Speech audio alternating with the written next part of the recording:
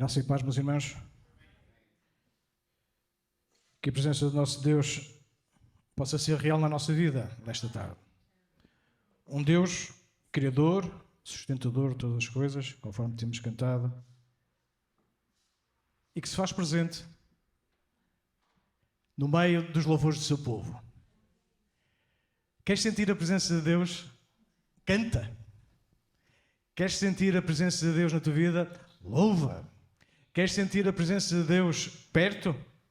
Clama. Não é? Quem tem experimentado isto? Bem, alguns. Ainda bem que há alguns. Ainda bem que há alguns. Deixem-nos fazer uma pergunta. Vocês conhecem alguém que já tenha caminhado sobre a água? Conhecem ou não? Já ouviram falar de alguém? Só conhece um? Eu conheço mais. Olha, eu te quero dizer que eu já caminhei sobre a água. Não, caminhar sobre a água. Sobre a água mesmo. Aliás, e muitos de vocês já caminharam sobre a água. Então, chegamos lá? Não. Juliana, já caminhaste sobre a água? Tu se calhar não.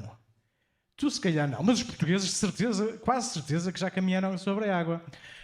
O que é o gelo? É água no estado sólido. Não é? Quem é que já caminhou sobre a água agora? Aí sim. Porque, de facto, alguns já tiveram que caminhar sobre gelo ou sobre a neve, e a neve ou o gelo não é mais do que a água em estado sólido, conforme vos dizia. Mas eu não quero falar sobre esta água em estado sólido nesta tarde convosco. Eu quero falar sobre caminhar sobre a água, mesmo sobre o estado líquido, natural dela, conforme nós normalmente o entendemos. E para isso eu convidava-vos a abrirem a Bíblia no capítulo 14 de Mateus. Vamos ler este texto, a começar no versículo 22, e vamos ver o relato de como o evangelista Mateus descreve um acontecimento que envolve caminhar sobre a água. Que Mateus, capítulo 14, a começar no versículo 22. Sabem, quando nós queremos aprender alguma coisa sobre o cristianismo, o melhor sítio onde nós podemos ir é a Bíblia. E quando quando queremos saber alguma coisa sobre Jesus, não há nada melhor do que irmos, particularmente na Bíblia, alguns livros que se chamam de Evangelhos. Os Evangelhos, como vocês sabem, são registros biográficos daquilo que Jesus fez, disse, ensinou, praticou, declarou, experimentou e viveu, e bem como daqueles que estavam perto dele, os chamados discípulos. Aqueles que Jesus, de alguma forma, separou durante algum tempo para os treinar, para os ensinar, para caminhar com eles juntos. Então, neste texto que tenho para considerarmos nesta tarde, envolve aquilo que vos dizia, caminhar sobre as águas, particularmente sobre o mar da Galileia. Em bom rigor, o mar da Galileia não era um mar. Nós temos aqui alguns pescadores, uns profissionais, outros mentirosos. Sabem o que são os pescadores mentirosos? Aqueles que dizem que pescam meia sardinha e dizem que pescaram um salmão de quilo e meio, sabem? Mas não, temos aqui alguns que, efetivamente, andaram lá no gelo do Alasca, no duro, e sabem o que é ser pescador. Mas o mar da Galileia, em particular, era um lago de água doce, mas tinha uma extensão considerável. De ponta a ponta eram cerca de mais de 20 quilómetros. Para terem uma ideia, era uma extensão de água, se calhar daqui ultrapassava Espinho. Está bem? E na sua largura, estamos a falar de cerca de 11, 13 quilómetros, dependia se o lago estava mais cheio, tinha chovido mais ou menos. Por isso era uma extensão muito, muito, muito grande de água. E à volta do lago trabalhava muita gente ligada à pesca, necessariamente, ligada às lides e à faina, como nós gostamos de identificar. E alguns destes eram discípulos de Jesus. Jesus, nós sabemos, tinha pelo menos 4 pescadores com ele. 4. Pedro, André, Tiago e João. Pelo menos estes 4 estavam habituados. Este lago, este mar, se quiserem, tinha uma particularidade. Apesar de ser relativamente não muito extenso, comparado com outros mares, mas ele tinha muitas tempestades. O vento levantava-se e rapidamente as ondas se formavam. E isso que nós vamos ver aqui. A começar então no capítulo 14, no versículo 22. E diz o seguinte, o texto. Já todos encontraram nesta altura? Sim. E logo ordenou Jesus que os seus discípulos entrassem no barco e fossem adiante para o outro lado, enquanto despedia a multidão. E despedida a multidão, subiu ao monte para orar. À parte. E chegada já à tarde, estava ali só. O barco estava já no meio do mar, açoitado pelas ondas, porque o vento era contrário. Mas à 4ª vigília da noite, dirigiu-se Jesus para eles, andando por cima do mar. E os discípulos, vendo andando sobre o mar, assustaram-se, dizendo: é um fantasma. E gritaram com medo.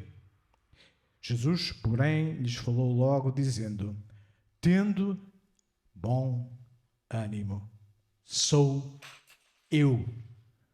Não temais. Ele respondeu-lhe Pedro e disse: Senhor, se és tu, manda-me ir ter contigo por cima das águas. E ele disse: vem. E Pedro, descendo do barco, andou sobre as águas para ir ter com Jesus.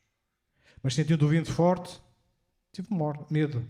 E começando a ir para o fundo, clamou dizendo: Senhor, salva-me. E logo Jesus, estendendo a mão, segurou e disse-lhe: homem de pequena fé, por que duvidaste? E quando subiram para o barco, acalmou o vento. Então aproximaram-se os que estavam no barco e adoraram-no, dizendo: és verdadeiramente o Filho de Deus. Este é o texto que vos propunha que nós considerássemos nesta tarde. Provavelmente um dos textos mais conhecidos, mas sabem, ele apenas aparece nos Evangelhos. Apesar desta experiência ter sido extraordinária, sobrenatural, miraculosa, a Bíblia apenas nos apresenta este registro nos Evangelhos. Não encontramos isto na referência em qualquer carta de Pedro, tampouco de João ou de Paulo. Apesar de ter sido importante, ela ficou restrita aos Evangelhos. Então, um pequeno enquadramento. Percebemos o que é que aqui está a acontecer. Jesus tinha estado... Aliás, ele tinha tido a notícia recentemente de que João Batista tinha sido morto. Herodes tinha decapitado João Batista. E ele precisava de um tempo para estar sozinho. Ele vai para um lugar deserto, mas quando a multidão o vê, segue-o. E quando segue, ele muda de ideias e está não mais sozinho, mas está novamente com as pessoas. Jesus sempre sacrificou o seu tempo pessoal em detrimento dos outros. E depois o que é que aconteceu? Bem, havia a necessidade de alimentar aquela gente. E vocês recordem-se do milagre da multiplicação dos pães e dos peixes.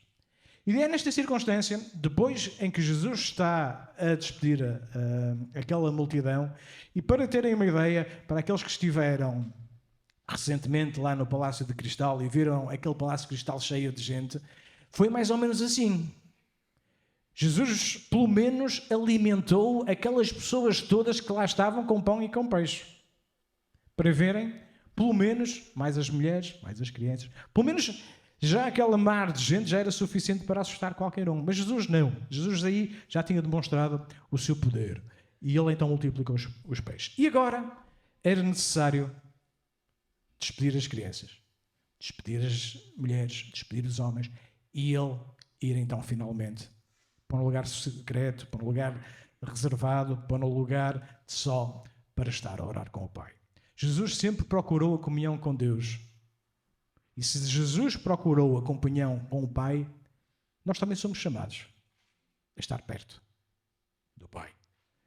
E quando ele despede as pessoas, ele diz então no versículo 22, e logo ordenou Jesus que os seus discípulos entrassem no barco e fossem à frente, para o outro lado. Nós percebemos aqui algumas coisas curiosas. Qual é o verbo que está aqui presente no texto? Diz no versículo 22, e logo ordenou. Não era muito comum nós encontrarmos esta palavra nas palavras de Jesus, mas neste caso em concreto, Jesus obrigou os discípulos mesmo a irem. Porquê é que ele terá feito isto? Bem, nós não sabemos exatamente. Uma coisa nós percebemos, que aparentemente os discípulos não queriam ir no barco. E por isso Jesus impeliu-os, empurrou-os, literalmente, para irem embora. E disse-lhes, eu depois vou ter convosco. Algumas razões que nos possam levar porque é que Jesus terá feito isto. Vocês sabem que, anteriormente, os próprios discípulos já tinham enfrentado, num barco, uma tempestade. Não muito antes, Jesus também tinha dito, olha, vamos para a outra margem. E entraram todos num barco. Jesus estava com eles no barco dessa vez. E o que é que aconteceu? Veio uma tempestade. Parece que as tempestades perseguiam os discípulos de Jesus. Porquê? Porque uma das coisas que, se nós formos sinceros, nós temos que reconhecer é que, embora nós não gostemos das tempestades, embora não gostemos da adversidade, embora nós não gostemos de ventos contrários, as tempestades são necessárias na nossa vida para nós aprendermos. E por isso, talvez por isso, os discípulos tiveram que enfrentar tempestades. Da primeira vez, Jesus estava no barco. E se nós fôssemos ler esse texto, aquilo que aconteceu, Jesus, perante daquela tempestade, lembra-se o que é que Jesus fazia? Eu não sei se há aqui um certo humor da parte de Jesus, ou o que quer que seja. Mas reparem, no meio da adversidade, Jesus, naquela circunstância, fazia-se presente dormindo. E os discípulos vão lá, Senhor, então não se te dá que nós pereçamos? E Jesus olha para eles, mas calma, eu estou aqui ou não? E eu disse, vamos passar para outra margem ou não? Então Jesus fala àquela tempestade. E o que é que acontece? Aquela tempestade acabou. E talvez por isso, então os discípulos agora estavam relativamente relutantes em entrarem novamente num barco, desta vez sem Jesus. Talvez homens experimentados do mar, eles pudessem olhar para algumas nuvens negras que se estivessem a aproximar. Talvez eles pudessem perceber que o mar começava a ficar ondulado. Mas sabem, importou a opinião dos discípulos? Não. Jesus fez com que a sua palavra fosse cumprida em obediência por aqueles homens. Não importa se tu queres ou não obedecer. Eu quero que saibas que Jesus espera que tu obedeças. E às vezes, na nossa desobediência, aquilo que Jesus tem que fazer na tua e na minha vida é obrigar-nos mesmo a obedecer. E foi isto que aconteceu. E logo Jesus, versículo 22, ordenou que os seus discípulos entrassem no barco, fossem adiante para o outro lado, enquanto ele despedia a multidão. E despedida a multidão, subiu então ao monte para orar à parte. E chegada já à tarde, estava ali só. E agora nós percebemos que o evangelista começa a dar-nos indicações do tempo, das horas a que as coisas aconteceram. Sabem, nós às vezes quando lemos o texto parece que as coisas aconteceram assim muito rapidamente. Não necessariamente. E o evangelista aqui dá-nos alguns detalhes para que nós percebamos à medida que estes acontecimentos foram então surgindo. Então, Jesus finalmente chega à tarde, Jesus está só lá no monte e os discípulos, onde é que estão? Contrariados, mas obedecendo, fizeram-se ao mar, fizeram-se à vida. Versículo 24. E o barco estava já no meio do mar. parece que na primeira parte da viagem, parece que os discípulos se calhar começaram a pensar que não estavam assim tão certos em terem tido tão receio em entrar no barco. Se nós fôssemos ler alguns dos textos paralelos de João e também de Marcos, nós íamos perceber que quando isto acontece, eles tinham remado cerca de 3, 4, 5 quilómetros por aí. Eles estavam mais ou menos, conforme nos dizia, de lado a lado. Ele podia ter cerca de 11 quilómetros, 13 quilómetros, podia estar aí à volta dos 5. A primeira parte da viagem, tudo aconteceu bem. Tudo parecia rolar. No entanto, o que é que nós percebemos? O barco já estava no meio do mar e açoitado pelas ondas, porque o vento era contrário. Bem, aí as condições começaram a mudar. O tempo começou a alterar-se. Os seus piores receios começaram a concretizar-se. Eu não sei se nós podermos considerar, quando olhamos por uma tempestade, inúmeros fatores. Mas uma das coisas que nós encontramos aqui a acontecer, dois elementos que nós encontramos. O que é que nós encontramos aqui no versículo 24? Duas coisas, dois elementos naturais. Quais são? O vento e as ondas. O vento e as ondas. Deixa-me perguntar, o que é que ia afundar ou naufragar aquele barco? Era o vento ou era as ondas? O que é que estava a entrar no barco? É a água. O que é que estava a entrar no barco? As ondas. Então o que é que ia fazer naufragar? A água. Era ou não era? Mas o que é que estava a levar aquelas ondas a entrarem por dentro do barco? O vento. Por que é que eu estou a dizer isto? Sabem, às vezes nós, no meio de uma tempestade, nós só identificamos aquilo que nos está a fazer submergir ou afundar. Mas não é aquilo que nos está em primeira razão ou causa a levar ao fundo. É o vento. Às vezes nós descuidamos as ventanias e os vendavais. Porque achamos, é só um vento. Afinal, o que é que o vento pode fazer? O vento por si não faz nada.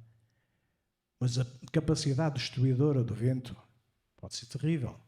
E neste caso o vento implicou o quê? Que as ondas crescessem e aqueles homens ficassem em perigo de vida. Então temos dois elementos, o vento e a água e as ondas entrarem. Então não descuidemos. Não descuidemos os ventos, porque depois dos ventos vêm as ondas. Então é preferível, na nossa vida, quando nós percebemos que a nossa vida está a ser abalada, nós, em tempo oportuno, possamos fortalecer a nossa fé. Porque é nas coisas antes de preparação, de planeamento, de rejeição, às vezes que precisamos, para quê? Para que não venham as vagas maiores e, efetivamente, o barco vai, então, ao fundo. E então diz-nos que o vento lhes era contrário. Uma das coisas que nós encontramos aqui, nesta primeira parte, é que nós podemos perceber que não havia tempo para discussão entre os discípulos. Os discípulos muitas vezes eram encontrados a discutir entre eles. A quase haver algumas querelas. Mas no meio daquele sufoco e daquela tempestade, uma das coisas que eles certamente perceberam é que estavam todos no mesmo barco. Eu quero dizer-te a mim, digo-te a ti e para mim próprio. Estamos todos no mesmo barco. Todos nós precisamos de um Salvador. Todos nós precisamos de um Senhor que guie a direção da nossa vida. Porque estamos todos no mesmo barco. E estamos todos a precisar de direção. Estamos todos a precisar que alguém venha acalmar as tempestades da nossa vida. Porquê? Porque há tempestades da nossa vida que vão sempre ser inevitáveis e que vão acontecer. Agora lembrem-se, ponham-se um bocadinho na situação destes discípulos. Eles tinham feito alguma coisa para que fossem apanhados no meio daquela confusão, daquela tempestade? Não. Quem é que os tinha mandado para aquela tempestade? Então, Deus não é bom. Deus não nos dá só coisas boas. Deus não é um Deus compassivo, misericordioso e bondoso. Como é que uma tempestade pode ser boa? Nós já lemos e já percebemos porque é que uma tempestade pode ser boa. Porque uma das coisas, e uma das conclusões que eu quero retirar desde já e que vou para já, é que muitas das vezes Deus não procura o nosso consolo, nem tampouco o nosso conforto. Aquilo que Ele deseja é a transformação da nossa vida. Sabem, nós gostamos de cantar e de louvar a Deus e muitas das músicas que nós temos são de consolo e de conforto. São de fortalecimento da nossa fé. São ou não são? São. Mas o trabalho de Deus estaria incompleto na nossa vida se o Evangelho nos falasse apenas de consolo, conforto, bem-estar. Aquilo que Deus procura em primeira instância é transformação de vida. Por isso, a tempestade. Por isso, a lição que a tempestade nos pode trazer. E a forma como nós temos de sair de uma tempestade vai determinar bem para que é que ela foi útil ou não. Uma das formas que nós temos quando saímos de uma tempestade é considerar-nos uns sobreviventes. Nós quase que escapamos. A segunda forma de nós sairmos de uma tempestade é termos aprendido a lição da tempestade. Vamos continuar. Versículo 25. Mas à quarta vigília da noite dirigiu-se Jesus para eles andando por cima do mar. Qual tinha sido a última indicação de tempo que nós encontramos aqui no texto? Diz-nos que tinha sido chegada já a tarde. Agora há uma outra noção de tempo que o texto nos revela, que é a quarta vigília da noite. O que era isto da quarta vigília da noite? Para vocês perceberem, os judeus dividiam o tempo em compartimentos de 3 horas. E as vigílias da noite eram 4 vezes 3, 12. Então, a primeira, logo a pôr sol, 6 às 9. Depois das 9 às 12, meia-noite. Depois de meia-noite às 3. E das 3 às... Agora pensem lá comigo. Jesus obrigou-os a pôr os pés dentro daquele barco. Eles remaram.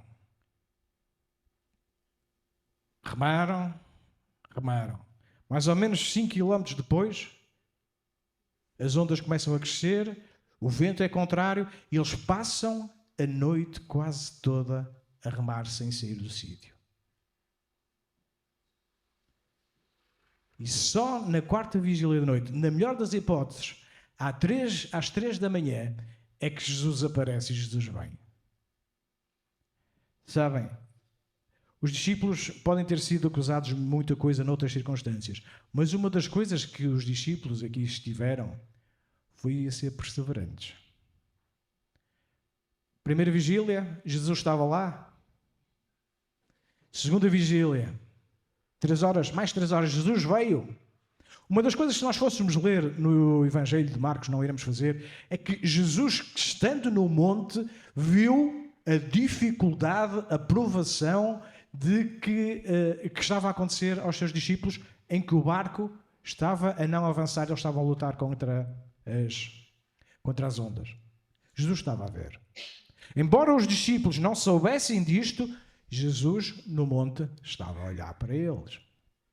Sabem, uma das coisas que nós temos que perceber é que, às vezes, ainda que nós não sintamos a presença de Deus no meio de uma tempestade, eu quero te dizer que Jesus continua a olhar para ti no meio dessa mesma tempestade. E Jesus estava a ver. E deixou passar 3 horas, mais 3 horas, mais 3 horas. Porque, conforme eu vos dizia, aquilo que Jesus queria é que eles aprendessem. Não que eles fossem salvos da circunstância, mas que a circunstância pudesse ensinar alguma coisa. Parece que Jesus deu o teste antes da matéria. Vocês lembram-se quando andavam na escola, alguns de vocês? Normalmente, qual é a estratégia do professor? O professor primeiro dá a matéria, ensina, e depois ou faz um teste diagnóstico, ou faz alguns exercícios. Aqui não. parece que Jesus lhes dá o teste antes de dar a matéria. Porque às vezes o teste é o suficiente. Jesus tinha ordenado. Eles obedeceram. E agora estavam não por causa deles propriamente, mas agora estavam confrontados com esta adversidade, com esta circunstância de oposição na sua vida. E já percebemos atrás que eles não estavam ocupados em encontrar a culpa daquela circunstância, mas estavam preocupados a lutar contra aquela tempestade. E já percebemos que se o objetivo de Deus fosse o conforto, Ele não tinha esperado pela quarta vigília da noite. Ele teria aparecido no primeiro.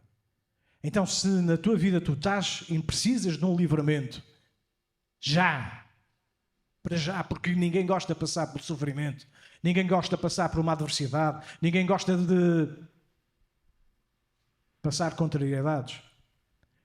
Aquilo que tens de perguntar é se a resposta de Deus não está a vir, é porque Ele quer te ensinar alguma coisa nesse processo ou não. E eis que Deus então, e o próprio Senhor Jesus então, ao lidar com estes discípulos, faz. Porque o seu objetivo era mudar a percepção de quem Ele ia.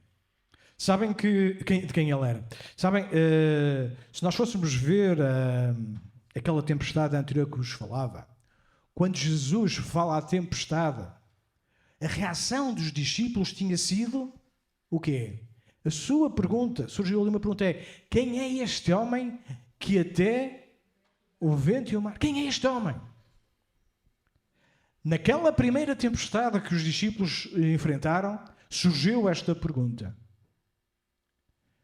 Então havia alguma coisa a eles aprenderem. Eles tinham necessidade de aprendizagem. Porque agora, no final desta tempestade, eles já não vão perguntar quem Ele era. E esta é a questão para cada um de nós.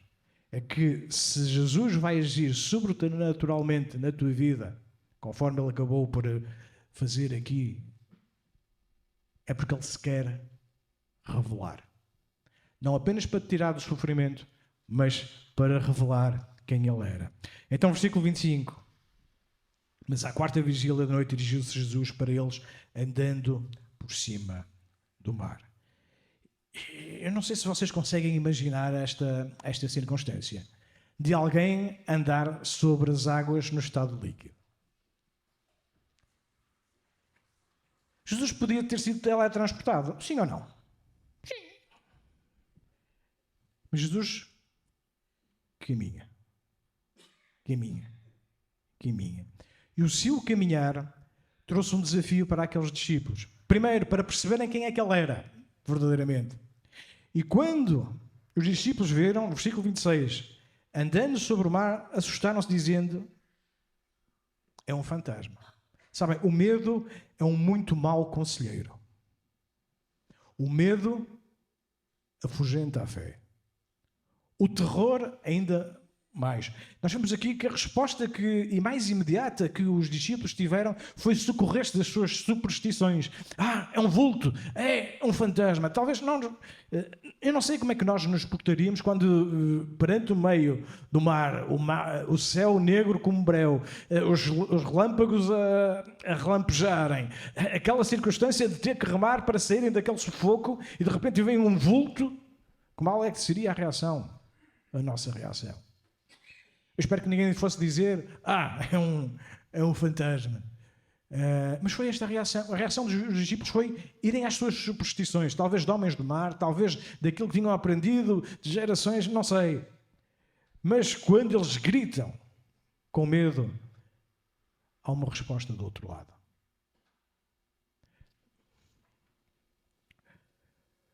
Nós vivemos recentemente um dos períodos mais turbulentos da nossa sociedade. Nós vivemos uma pandemia. A pandemia assustou muita gente. Muita gente ficou aterrorizada. E uma das coisas que a mim me surpreendia sempre era ver aquela frase, lembram-se que era acompanhada de um arco-íris que dizia: vamos ficar todos bem. era uma tentativa de passar uma mensagem de esperança. Lembram-se? Já ninguém se lembra. Só foi há pouco tempo. Lembram-se disto ou não? Os miúdos faziam os desenhos, queriam e precisavam acreditar que aquilo ia passar e que ia ficar tudo bem. Mas sabem, para muita gente não ficou tudo bem. A pior coisa que nós podemos trazer para o meio da prova e da adversidade e da tempestade são falsas esperanças. Mas Jesus aqui não traz uma falsa esperança. Esta é a diferença. Porque quando alguns diziam vai ficar tudo bem, eu pergunto-me para aquelas famílias que perderam entes queridos durante a pandemia, não ficou tudo bem. Para aqueles que ficaram com as suas vidas destroçadas em termos familiares e os divórcios dispararam assustadoramente, não ficou tudo bem. Mas como é que pode ficar tudo bem? Pode ficar tudo bem quando é Jesus a dizer que vai ficar tudo bem. E o que é que Jesus disse? Eles gritaram com medo. Versículo 27. Jesus, porém, lhes falou logo dizendo: tende bom ânimo. Sou eu. Sou eu. Não temais. E no meio da adversidade, a melhor coisa que nós podemos ter, se queremos perceber que vai ficar tudo bem, é ouvirmos aquilo que Deus nos está a falar. Quando Ele diz, eu estou aqui, vai ficar tudo bem sim. Uma das músicas que, para quem esteve lá na passada sexta-feira anterior, de um dos grupos, dos da After, que cantaram, eles têm uma música que diz, ou que dizia, onde está Deus? E a música é composta por uma série de perguntas. E a música pergunta, a determinada altura, onde está Deus no medo? Onde está Deus quando tudo dói, em que já não é possível conter as lágrimas? Onde está Deus na doença que as orações não resolveram? Quando nada faz sentido, onde é que está Deus?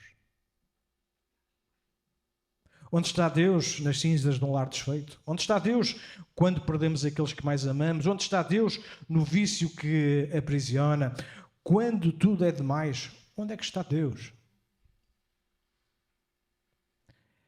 Mas a mesma música continuava e eu respondia: Ele está aqui onde sempre esteve. Ele nunca foi embora, nunca irá. Onde está Deus? Deus está connosco. Ele está aqui onde sempre esteve. Ele está aqui. Talvez nunca saibamos as respostas todas, talvez nunca saibamos o resultado, mas conhecemos Jesus. Conhecemos Jesus. Mesmo quando enfrentamos a escuridão, sabemos que dias melhores estão por vir, porque conhecemos Jesus. E o conhecimento de Jesus traz-nos esta segurança, esta esperança. Lembra-se daquilo que eu estava a dizer? Os discípulos estavam no meio do mar, mas Jesus estava no monte e viu. Então ele surge e ele vem e diz: olha, não temais, eu estou aqui, eu cheguei. E depois nós avançamos e vemos qual foi a reação de um discípulo, daquele discípulo extraordinário, aquele discípulo que falava primeiro, pensava depois, aquele discípulo que estava sempre pronto para as maiores aventuras. Quem é que eu estou a falar? Pedro. E o que é que Pedro disse? Pedro diz uma coisa muito curiosa. Olha, aquela voz que ele não via quem era, mas ele tinha ouvido a voz. Ele diz: Senhor, se és tu, manda-me ir ter contigo por cima das águas. Eu não sei o que é que passou pela cabeça de Pedro, muito sinceramente. Se aquilo já era mau dentro do barco, o que é que ele pensava que ia ser fora do barco? Eu não sei. E por outro lado, não sei que espécie de pergunta era esta. Porque na pior das hipóteses, o que é que ele acontecia? Ele ia à água. Mas ele tem esta ousadia de dizer, deixa-me dizer assim, uma forma não muito convencional de testar a palavra de Jesus. Ele diz, olha, se és tu, manda-me ir. Eu vou se tu me mandares. Lembra-se que era este o mesmo discípulo que algumas horas atrás tinha sido obrigado a entrar no barco, que ele não queria ir. Mas agora ele diz, se és tu que mandas, eu vou. E perante este desafio, qual foi a resposta de Jesus? Vem. Uma palavra. Sabem, nós às vezes esperamos que a nossa situação seja resolvida por meio de circunstâncias muito complexas, muito elaboradas, muito trabalhadas. Para o desafio de Pedro, Jesus tem apenas uma palavra. Ele diz, vem. Nós às vezes confundimos profundidade com complexidade. Às vezes o mais profundo que nós podemos experimentar de Deus é o mais simples para a nossa vida. E Jesus diz, vem. E o que é que fez Pedro? E Pedro, diz-nos o texto, descendo do barco. Reparem que Jesus deu-lhes detalhes como é que...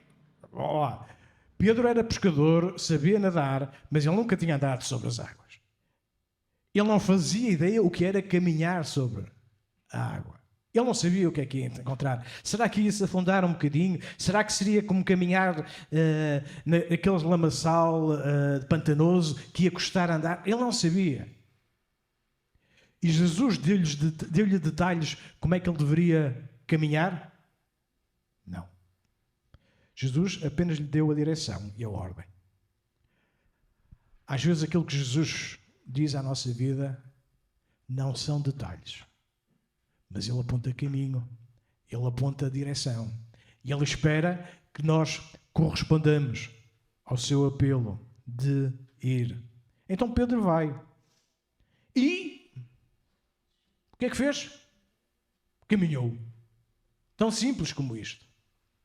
Então quantas pessoas é que vocês já conhecem que tinham caminhado sobre as águas? Pelo menos 2. Então Pedro vai em direção a Jesus e a Bíblia não nos diz quanto tempo é que ele teve que caminhar. Não nos diz. Mas a Bíblia nos diz que ele caminhou. E o que é que depois aconteceu?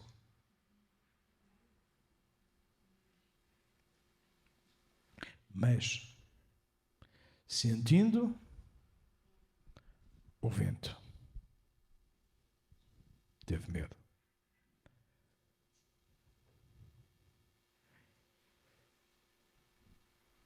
Parece que a fé que Pedro tinha manifestado até agora, ainda que duvidando, rapidamente se esfumou. Porquê? Porque ele deu lugar ao medo. A Bíblia nos diz que o amor expele o medo.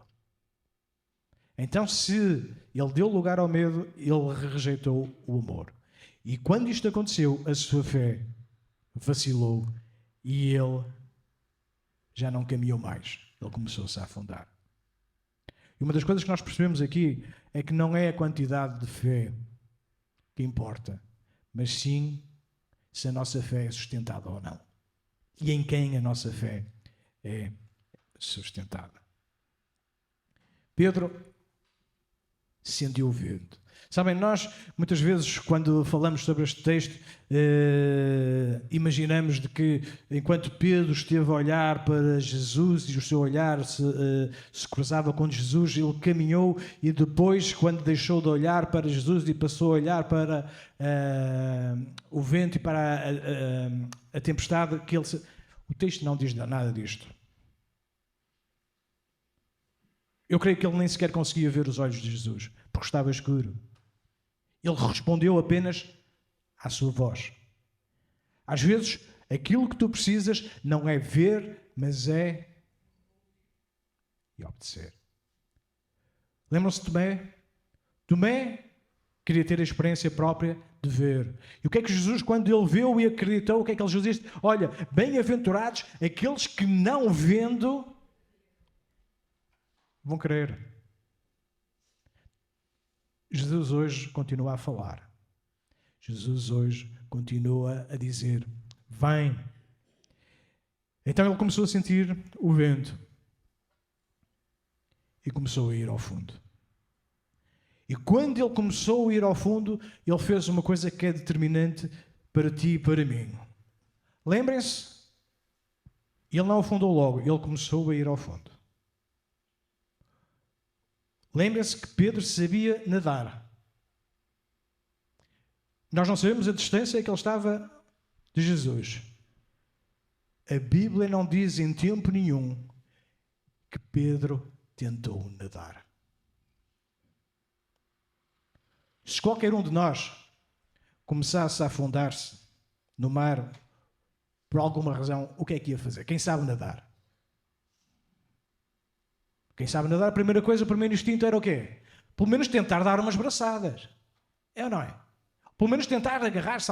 Eu conheço alguém que, a determinada altura, estava na água, no mar, perdeu o pé. E a filha estava perto. A filha era mais nova, sabia nadar melhor. Ela perdeu o pé. E ela ficou tão aterrorizada, que foi mesmo assim, começou-se a agarrar a tudo que estava perto. Aquilo que aconteceu, ela quase sufocava a filha debaixo da água para tentar, porque o desespero era grande, ela não sabia, até que finalmente conseguiu. Pedro não reagiu assim. O Tiago, ele era nadador Salvador há uns tempo atrás. E uma das coisas que ele me contou há alguns anos é que havia uma pessoa que todos os anos, no sítio onde ele estava, tentava ir pelo mar dentro para ser salva. Ou pelo menos, aparentemente, tentar se suicidar e depois ser mais resgatada. Há gente com esta necessidade de ser salva. Eu espero que tu hoje tenhas esta convicção na tua vida, de que tu precisas ser resgatado, tu precisas ser salvo. E aquilo que Pedro fez foi, ele não tentou sair daquela circunstância pelos seus méritos próprios, pela sua capacidade, pela sua força de saber nadar, de saber boiar, o que quer que seja. O que é que ele fez? O que é que diz o texto? Leiam comigo. Clamou dizendo: Senhor, salva-me. Senhor, salva-me. Eu não sei o que é que tu estás a experimentar na tua vida, ou que irás experimentar, mas se tu te estás a afundar, tu só tens um caminho: é clamar. Vocês conhecem aquele texto de Jeremias que diz: clama a mim, eu responder-te-ei. O clamor de um aflito, de um contrito de coração, é ouvido e é atendido por Deus. O clamor de um orgulhoso não passa do teto, mas o clamor de um coração contrito e arrependido encontra resposta. E então Pedro diz: o Senhor salva. E no versículo 31 há uma frase, há uma palavra determinante que diz: e logo, prontamente, de imediato, Jesus estendeu a mão e segurou-o.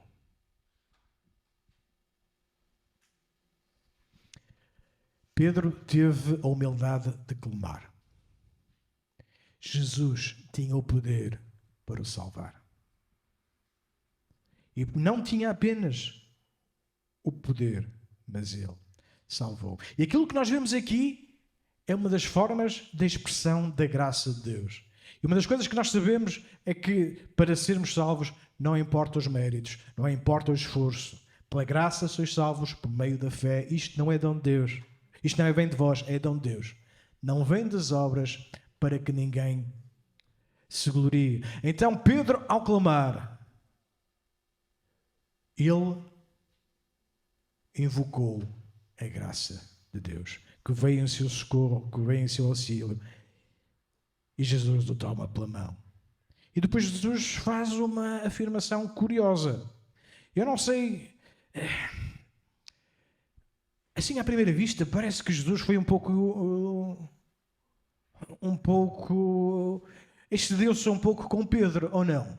Então, aquele desgraçado foi o único que saiu do barco. Os outros 11 continuaram lá.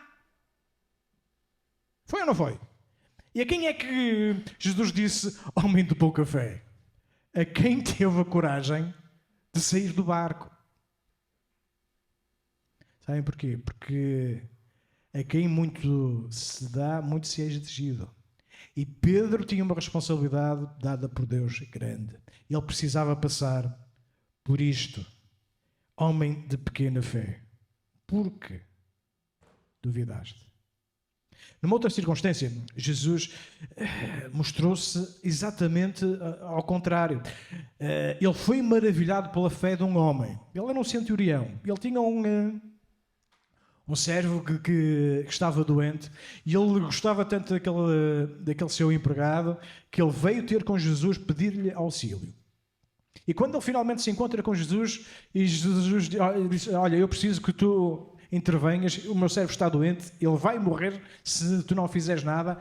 E Jesus predispôs-se e diz-lhe, olha, eu vou contigo. Mas a resposta daquele homem que deixou Jesus maravilhado foi, olha, eu não preciso que tu venhas. Basta uma palavra tua. E isto fez com que Jesus, diz-nos o texto, que Jesus se maravilhou. E aliás, ele diz, eu não tenho visto esta fé em mais nenhum de vocês, judeus. Vejo isto da boca de um gentio. Mas agora aqui Pedro é confrontado com a sua falta de fé. Mas, apesar da sua falta de fé, onde é que este percurso de Pedro acabou? Ao lado de Jesus, seguro pela sua mão, entrou no barco. Até aquele momento, Pedro tinha preferido aventurar-se nas águas do que estar naquilo que seria um lugar aparentemente mais seguro, que era dentro do barco. Porque Pedro tinha descoberto que, efetivamente, o seu lugar seguro não era dentro do barco, mas era ao lado de Jesus. E quando ele descobre isto, finalmente, ele regressa, entra dentro do barco. E o que é que acontece à tempestade? Termina. Terminou a tempestade. E agora veio a percepção de todo aquele aprendizado, de todo aquele processo que Jesus tinha querido que os seus discípulos aprendessem. Versículo 33. Então aproximaram-se os que estavam no barco e adoraram. Quando tu vês o milagre de Deus na tua vida, o que é que tu procuras fazer? Há duas coisas que nós temos necessariamente que fazer: adoração e testemunho. E aqui nós vemos claramente qual foi o primeiro que eles escolheram. Eles adoraram. E agora já não mais, conforme vos dizia há pouco, não mais eles perguntavam, quem é este homem que acalma o vento, que acalma o mar? Mas agora eles dizem, é verdadeiramente o Filho de Deus.